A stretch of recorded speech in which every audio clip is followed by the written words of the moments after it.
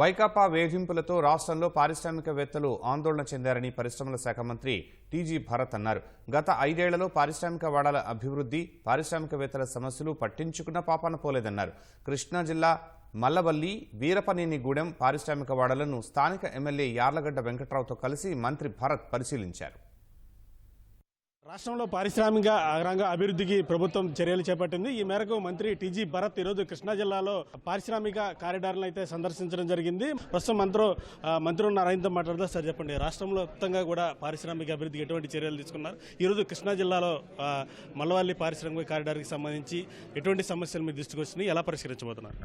First thing, ఇక్కడ industries వచ్చారు, మాకు వాళ్ళు ఎంత హ్యాపీ అయినారంటే, సార్ మాకు 5 ఏళ్ళ నుంచి దిక్కు లేరు, అడిగిన వాళ్ళు లేరు, ఏం ఇష్యూస్ చెప్పేకి ఎవరు లేకుండ్రి, మీరు రావడం అనేది చాలా ఆనందంగా ఉందన్నారు. సో బేసిక్లీ వాళ్ళు చెప్పిన ఇష్యూస్ అన్ని సాల్వ్ చేస్తాం. మేజర్ ఇష్యూస్ లేదు. ఒకటి ఇక్కడ సబ్జెక్ట్ వచ్చి వాటర్ ఒకటి చాలా ఇంపార్టెంట్ కాబట్టి ఆ వాటర్ని ఎట్లా అనేది కొద్దిగా ఇమ్మీడియట్గా సొల్యూషన్ ఇచ్చేకి ఒక 3 MLD తెచ్చేకి ఇక్కడ కానీ పార్కుకి తెస్తే ఇండస్ట్రీస్ వచ్చేదానికి ఎక్కువ అవకాశం ఉంటుంది. ఉండేవాళ్ళు కూడా ఎక్స్పాండ్ చేసేదానికి అవకాశం ఎక్కువ ఉంటుంది.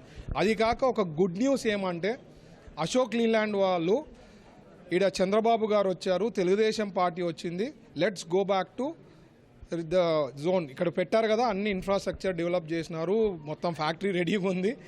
లాస్ట్ 5 ఏళ్లలో వాళ్ళు పారిపోయినారనమాట, పారిపోయేలాగా చేశారు. సో ఇప్పుడు వాళ్ళు దే ఆర్ కమింగ్ బ్యాక్. మిగతా ఇష్యూస్ చిన్న చితకవన్నీ కూడా సార్ట్అవుట్ అయిపోతాయి. అందరు కూడా అఫీషియల్స్ కూడా పరిగెత్తి సార్ట్అవుట్ చేసే దిశలో ఉంటారని చెప్పి నేను ఆశపడుతున్నాను. ప్రధానంగా ల్యాండ్ కేటాయింపుకి సంబంధించి గతంలో 20 లక్షలు గత ప్రభుత్వం కేటాయిస్తే వైసీపీ అధికారంలోకి వచ్చిన తర్వాత దాదాపు 80 లక్షల వరకు చేసింది. ఆ రేట్ని ఏమన్నా సరి చేసే అవకాశం ఉందా సార్? అదే ఇప్పుడు రివ్యూ చేసి దాన్ని కూడా ఏ రకంగా సార్ట్అవుట్ చేయగలుగుతాం అనేది వీళ్ళు రివ్యూ. వాళ్ళు వేసిన క్యాలిక్యులేషన్ ఏపీఐఐసికి even at 85-89 lakhs they are incurring loss అన్న. సో అది కొద్దిగా ఇంకా డీటెయిల్గా చూసి మనము, ఎందుకంటే అది టూ హై ప్రైస్ నా ప్రకారం కూడా. సో దాన్ని ఏమైనా ఇన్ బిట్వీన్ చేయడమా, ఏం చేయాలనేది కొద్దిగా అధికారులతో మాట్లాడి, ఒకవేళ సీఎం గారు దృష్టి తీసుకోపోవాలంటే తీసుకోపోయి అది సార్ట్అవుట్ చేసే దాంట్లో ఉంటాం. 2014 నుంచి 19 వరకు కూడా అనేక సమస్యలు వచ్చినాయి. అవి కన్స్ట్రక్షన్ పూర్తయిపోయి ఉత్పత్తి ప్రారంభించే సమయంలో ప్రభుత్వం మారడంతో నిలిపేశారు. అటువంటి వాళ్ళని ఏమన్నా మీరు మాట్లాడారా? వాళ్ళు వస్తామన్నారా ఏంటి సార్? డెఫినెట్గా మాట్లాడారు. అశోక్ లేలాండ్ వాళ్ళతో కూడా మాట్లాడాం. మేము మాట్లాడిన తర్వాతే వాళ్ళు రీబ్యాక్ వద్దాం అన్నారు. అశోక్ లేలాండ్ రిప్రజెంటేటివ్ కూడా నన్ను విజయవాడలో వచ్చి కలిశారు. They are coming back. That's a very good news. Telugu Desam ప్రభుత్వం హయాంలో ఇది నెంబర్ 1 ఇస్తుందని నేను బలంగా నమ్ముతున్నా. గన్నవరం నియోజక ప్రజలు వలస వెళ్ళే పరిస్థితి కూడా పోతే అందరికీ యువతకు ఉపాధి అవకాశాలు కంపల్సరీగా దొరుకుతాయని నేను నమ్ముతున్నా. Thank you. వీరపనేనిగూడెం కూడా పొద్దున్న వెళ్ళారు కదా సార్, అక్కడ ఉన్న సమస్యలు ఉన్నాయా, ఏం పరిస్థితి? అది చిన్న 179 ఎకరాల స్ట్రెచ్ అది. అక్కడ చిన్న ఇంకా అలాట్ చేసిన ల్యాండ్ కూడా తక్కువ ఉంది. ఆడ సమస్యలు కూడా మంత్రి గారు దృష్టిలో పెట్టారు. డెఫినెట్గా ఈ ప్రభుత్వం పరిష్కరిస్తుంది.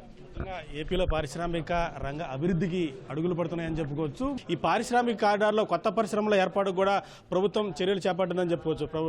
కెమెరామెన్ గోపితో శ్రీనివాస్, ఈటీవీ న్యూస్, మల్లవల్లి, కృష్ణా జిల్లా.